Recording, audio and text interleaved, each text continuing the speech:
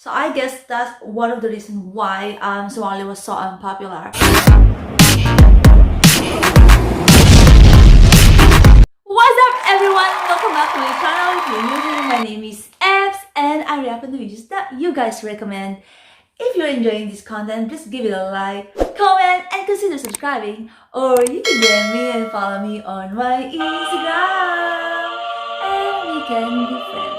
In today's video, I'm going to react on the British Empire knew Somalis were the most intelligent. Okay, let's do it! The British Empire knew Somalis were the most intelligent.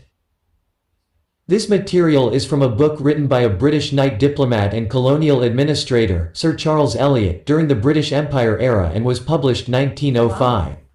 He served Great Britain in Morocco, Turkey, Russia, Hong Kong, East Africa Protectorate and many places.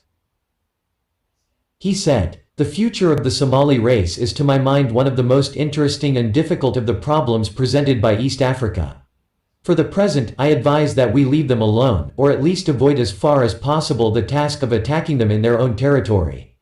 They are naturally isolated and, if our officers will only avoid getting killed, can do little harm by quarreling with one another in Jubaland.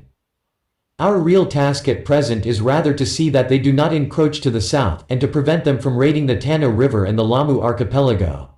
But we can hardly avoid in the future the further task of making a permanent settlement in Jubaland, and the delimitation of the Abyssinian, meaning stop Somali region expansion, frontier may perhaps precipitate that settlement. Certainly to be desired that we should utilize the Somalis.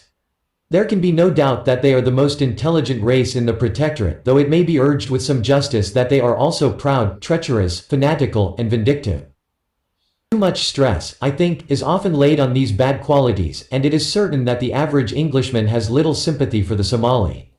He tolerates a black man who admits his inferiority, and even those who show a good fight and give in, but he cannot tolerate dark color combined with an intelligence in any way equal to his own. This is the secret of the almost universal dislike, and it reappears in the unpopularity of the Somali among East African officials. The Somali are not willing to agree to the simple plan of having a fair fight and then shaking hands when defeated, but constantly indicate that they think themselves our equals or superiors, and not unfrequently prove it. Whenever it is worth our while to occupy Jubaland, and let them see a few hundred white men instead of half a dozen officials, which is literally all that they know of us at present, I anticipate that we shall not have much difficulty in getting on with them. The attractions of civilization are so great for them, and our superiority in this respect so incontestable, that there can hardly be any doubt as to the result. What will happen in the wider limits of Somaliland, north of the Juba, it is hard to predict, but the area to the south is sufficiently small to offer an easy field for the extension of European influence when it is commercially and financially worthwhile. Meanwhile, I think we had better let the Somalis alone, and avoid these conflicts between a lion and a swallow." This book is called The East Africa Protectorate by Charles Eliot, written in 1905. John Smith, Ramad TV. So I guess that's one of the reasons why Somali was so unpopular. I think that they were jealous of the Somalia, with the Somali people's intelligent and being so smart, and that they don't kneel, to the people who wants to colonize them. They don't want to kneel down to the people who wants to take over and take charge of their country. And I think that they sacrifice their life and fight for their freedom, for independence, so that no one can take, their identity as a Somali people. It's a big respect to all Somali for fighting for your right, and for not letting anyone to change your religion, your culture, and that is something worth fighting for. And well done to that, Somalia.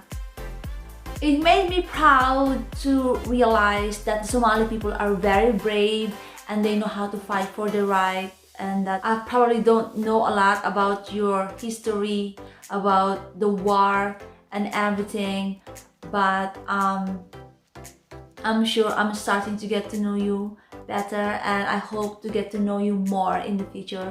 So please just comment down below or send me more videos about Somalia, anything that could help me to understand and know more.